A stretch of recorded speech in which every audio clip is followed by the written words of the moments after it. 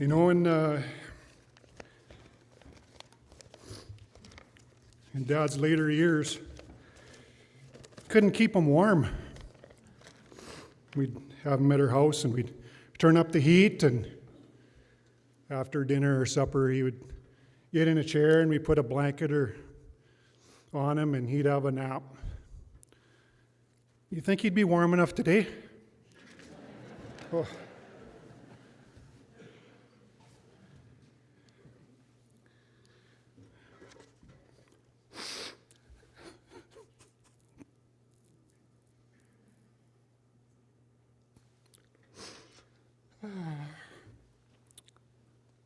Auntie Marydell says I cry like my mom. Tears just run. But, thank you for taking the time to be here today to help us pay tribute to our dad. I'd like to share with you some of the memories that I have of my dad. Dad was raised on a farm near Enchant, Alberta. It was a small village halfway between Lethbridge and Brooks. Being raised on a farm, Dad always had questions for me at various times of the year. In the spring, it was, how is seeding going, or spraying? What are you seeding over on the west quarter? In the summer, it was, is the wheat in shot blade yet? In the fall, it was, have you started combining yet? Is it dry? How's it running? In the winter, it was, have you sold any grain yet, and what are you planting next year? Dad was always interested in Shirley's garden as well, how well it was doing. He was always game to pod peas. We potted peas on Friday. Kind of, brought back some memories. You know how he did it. One pod for the bucket, one pod for the stomach. Kind of pea potter's tax. Dad didn't shy away from lots of driving. One summer we drove to California for a holiday. Another summer we drove to Prince Edward Island. Left on Monday morning and we were in PEI Friday just after dinner time. So all three of us boys cheering Dad on from the back seat. Pass him, Dad. Pass him, pass him. Dad also drove ambulance when we lived in Coronation. Mr. Sharp, the owner of the local funeral home, also had the local ambulance service. I don't know how much first aid training Dad had, but back then, ambulance calls were mostly for serious accidents. Load the victim or victims up and get to the hospital as fast as you can. There was a couple of times I went with Dad on transfers to and from Calgary. It was fun getting in that big Cadillac. They had a hood the size of a modern-day smart car. I don't remember blowing the siren, but I definitely know we got the red bubble light going as Dad wound the car up to like 80, 90, 100 miles an hour. That was a real thrill for a young boy. I became interested in shooting guns and hunting at an early age. My lifelong friend, Calvin Wadstein, and I started, shooting gophers and then moved on to ducks and geese. But we couldn't get out on our own to hunt deer until we were 16. So when I was about 14, I convinced Dad to go out to hunt some deer. Now, Dad had a .303 rifle from World War II. Where he got it from, I don't know. Why he had it, I don't know. He never practiced shooting it. This should have been my first clue that our hunt probably wasn't going to be successful. Well, this is how our hunt went. Put the gun and the orange vests in the trunk of the car is strike number one. But this was part of his master plan. Drive around some country roads and find a legal buck right close to the road. This is when the next part of his plan started. Dad gets out, opens up the car trunk, and starts rattling around in the trunk, until the deer, they just get nervous and they just run away. Now, just to make sure nobody else sees these deer, Dad jumps the fence, walks up on top of the highest hill around so the deer could see him, make sure they run even farther away. Well, he was successful. We didn't have to put a deer in the car trunk, and we went home with just a story. So it took me many years to finally realize that this was part of his master plan all along.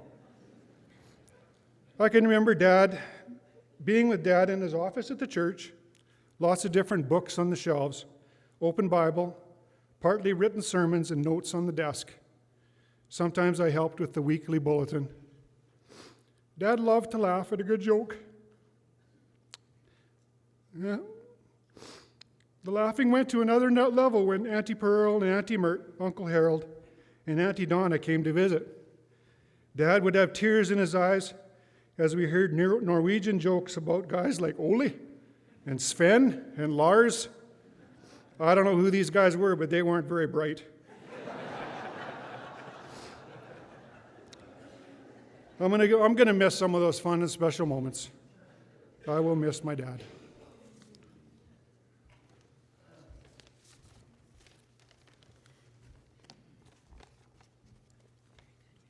Good afternoon, everybody.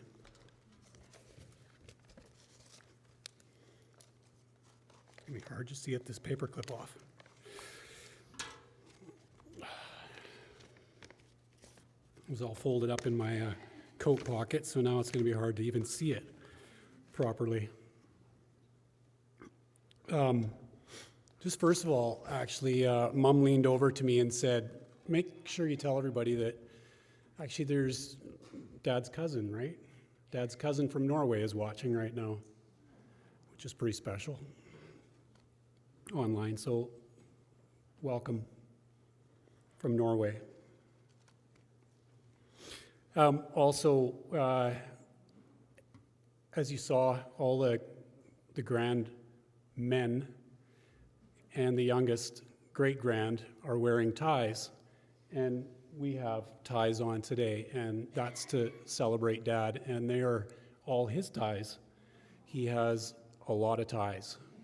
So we had the pick of the crop today, so just another little thing to remember Dad by.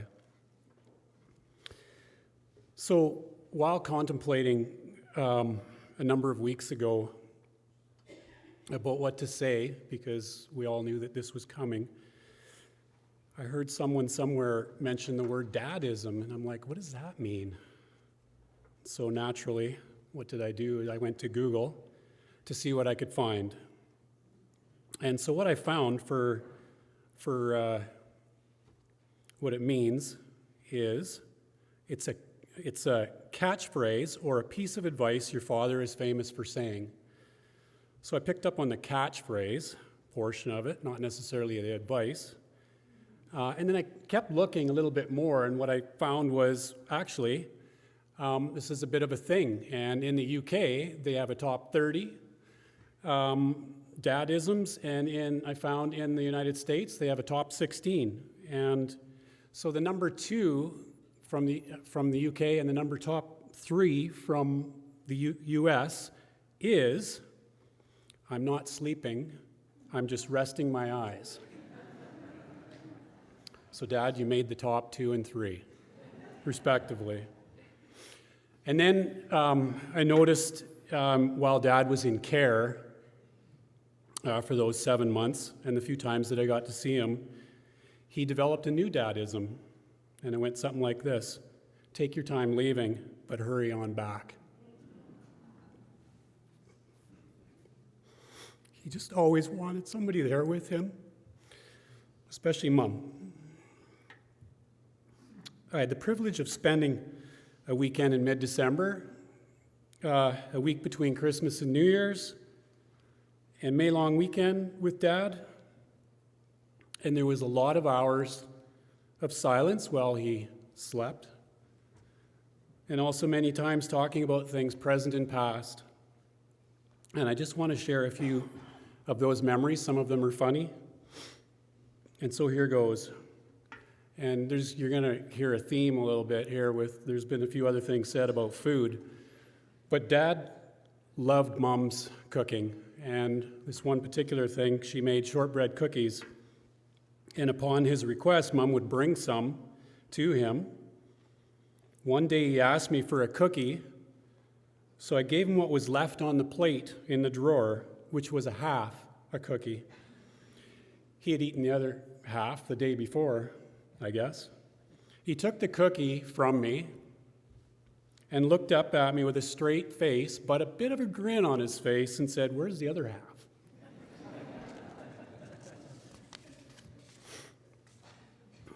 A friend of my mom's came to see Dad, and she said to him, "Man, you're a tough old Norwegian." Later, after she was gone, Dad looked over at me and said, "Old, but not tough." Dad couldn't walk when he entered the hospital, and so the nurses, when he needed to go to the washroom and an occasional bath, would come along with a lift and put him in that. And so Dad had a real challenge with that. He called it a machine. And what he said to me was, "That machine scares the life out of me." So Dad was moved down to long-term care ward, and in the rooms, they have a handheld device for calling the nurses and care aides. Dad loved this device and would often call asking the nurses to come as soon as possible. He'd put it down, then he'd pick it back up and say, "If not sooner." And then he would look over and chuckle and choke and have his little laugh. It was great. I would tell him that they're coming and you just have to be patient, and then he would look over and go, "So is Christmas."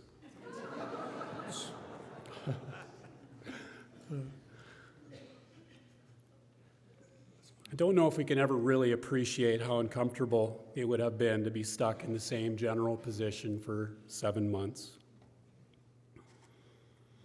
On Dad's second last day, I was FaceTiming with my wife Heidi, and I turned the phone so that she could say hi to Dad, and I held it right up as close as I could to him, and Heidi said, "Dad, can you hear me?" And he shook his head no.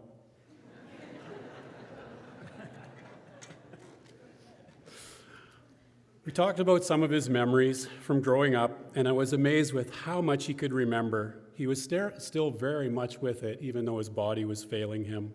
His mind was very sharp. One particular conversation we were having about names, and we were talking about Christian singers that he liked to listen to, and Heidi asked him how to spell the Gaither brothers, or maybe she asked me first or whatever. I spelt it wrong, but not Dad. He spelled it right. Dad would often talk about Mom in those days. He couldn't say enough good things about her, about the love of his life. He lifted his hand up one day with his thumb up and said, actually, it probably happened a few times, but A+ rating, the very best. That was what he thought about Mom. Dad really loved having company around, whether he was sleeping or not. I noticed that often, just sitting there, he would open his eyes momentarily and look around just to make sure somebody was there. When he did wake, his favorite question was, "Where's your mother?" Maybe he was just resting his eyes and not sleeping all those times. On one particular day, when Dad asked where Mom was, I told him she was at home cooking supper for us. He then proceeded to ask what she was making. I told him we were having potatoes and roast beef. Dad's response was, "Oh my, oh my." If he could have, he would have slid out of the bed he was into a wheelchair and wheeled himself home. I'm sure most of you heard the saying that a way to a man's heart is through his stomach. And simply put, that was my dad. He loved food. He loved food right to the end, even when it was all pureed, because he couldn't have it any other way. But the funny thing was, when I asked him if it was good soup, he'd just shake his head and go, "No." He loved Mom's cooking, and that became very, very evident right to the end. A few weeks ago, while I was doing a devotion, I came across a verse that I thought was very fitting for Dad, and I'd just like to share it with you. And it comes from Proverbs 22, 18:22 in the Amplified Version, it says, "He who finds a true and faithful wife finds a good thing and obtains favor and approval from the Lord." And I like what it says in the Message version. It says, "Find a good spouse, you find a good life, and even more, the favor of God." Well, Dad, you certainly had the favor of God, and I'm so very thankful that you married Mom, and you married her not just for her cooking. A few memories that I have of Dad while I was growing up. I remember sitting with Dad as he'd always have, seemed like people over. They'd be sitting having coffee at the table, and I'd venture out and come and sit on his lap. And, well, there was a reason for that, because there was always a jar or a container full of sugar cubes on the table, and I don't know, I guess they were good. So I'd get a spoon and dip a sugar cube into his coffee. I didn't like coffee whatsoever. It was gross, but the sugar cubes sure were good. So that was a good memory. Another one was Dad coming home with a new, to him, but used car approximately every couple of years. Maybe even, Mom, you could speak to that, maybe even every year sometimes. I'm not sure what that was all about, but I think it had something to do with Ken Anderson, his friend Ken Anderson, trying to keep up with him.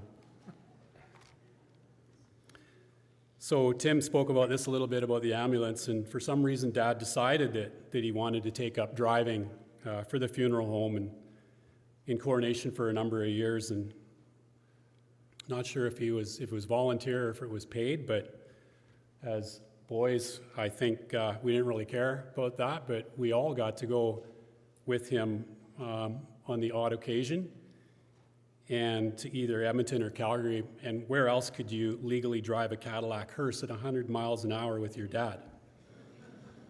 So that was good times. I remember Dad in a white t-shirt on Saturdays at the garden, and the rest of the week in a shirt and tie. The garden. As a young boy growing up and having very little desire to do anything but play outside, the garden seemed like jail. Torture. For one, our garden was in the country. For two, there was no irrigation unless you considered filling up buckets of water from a nearby dugout. For three, it felt that we were growing enough vegetables for everyone we knew and more. And they did, Mom and Dad, for sure.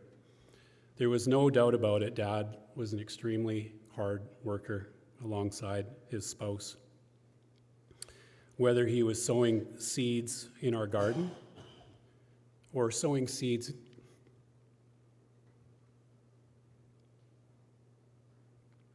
into the community he served, Dad was a blessing to many. Even in those last years, as he lay uncomfortably in the hospital in extended care, he touched lives. He certainly didn't want to be there. I'm not sure who would. But as a family, we were witness to him pastoring some of those that were looking after him. After Dad passed, and while we waited for the staff to prepare Dad to be taken away, to be removed, one of the nurses came up to us and specifically asked that we share how she felt about Dad and what happened. And I quote, "Dad was such a blessing to those that he looked after him, and he also prayed with us." End quote. In Proverbs 20, verse 7, from the Amplified, says, "The righteous man who walks in integrity and lives life in accord with God, godly beliefs, how blessed are his children after him who have his example to follow."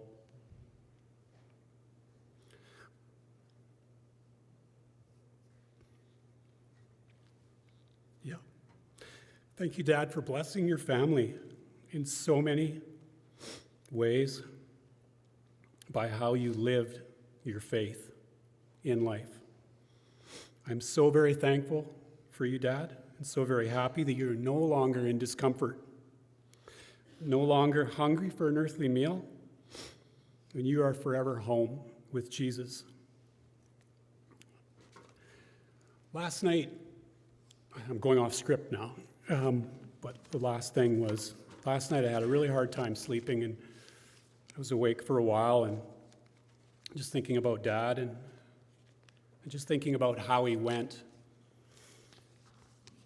He passed away extremely peacefully, and I know for a number of months before that I wondered how he would go because he had so many coughing and choking episodes that I just felt like, is this the way he's going to go in turmoil? But when I woke last night, I thought about he actually went extremely peacefully, and that's Jesus. So, and that's him being ushered into his eternal home in utter peace.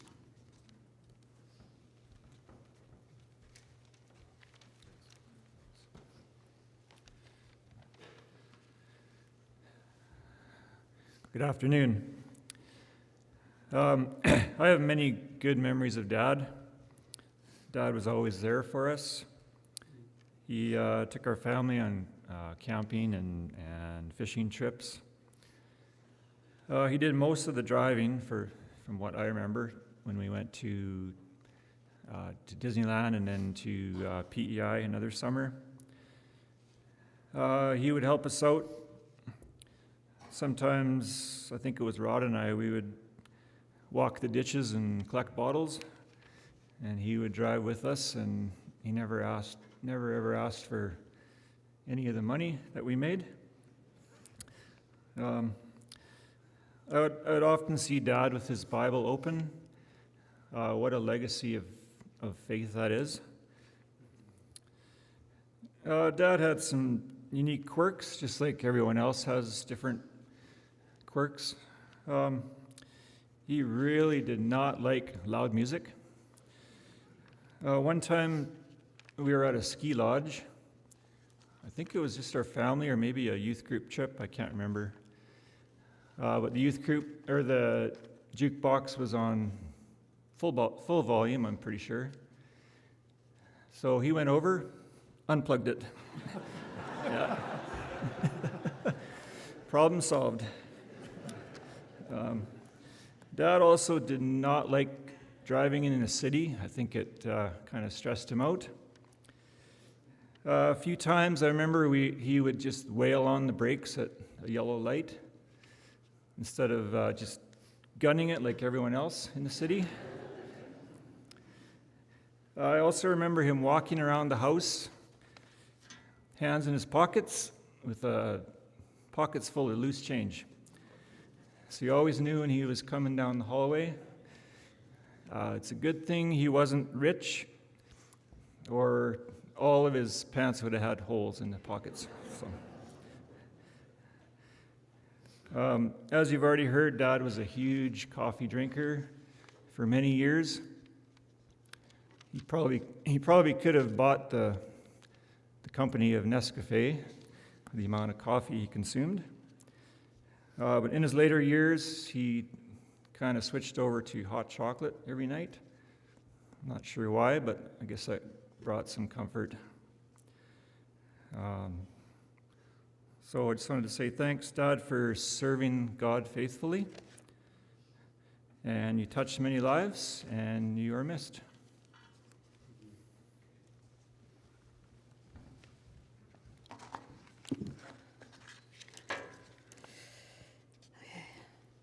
I'm Lorena. I'm on behalf of the daughter-in-laws.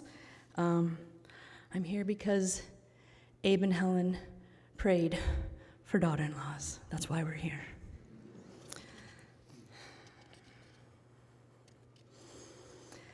We are so thankful to Dad for his legacy as a faithful servant of the Lord.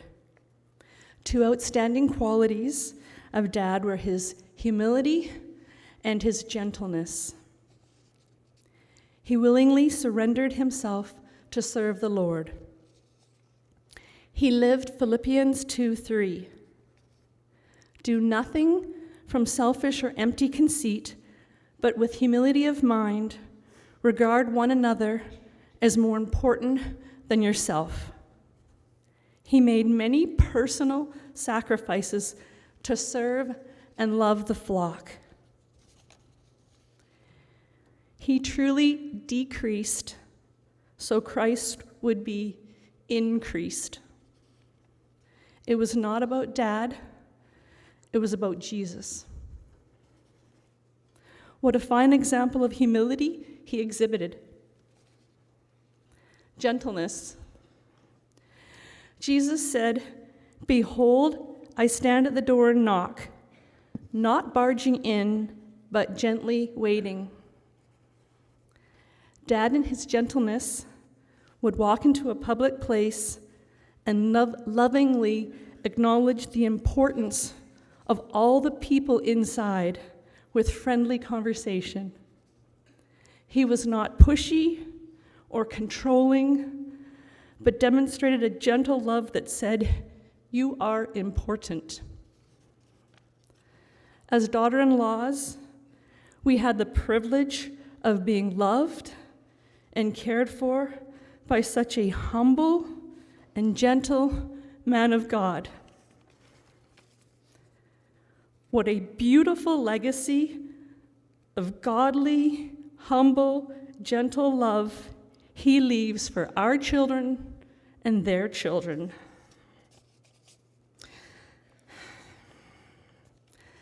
So I just want to say thank you so much, Dad. The depth of character that you gave to us is a gift that we will never, ever forget. On a light note, I'll miss playing games with you and having fun.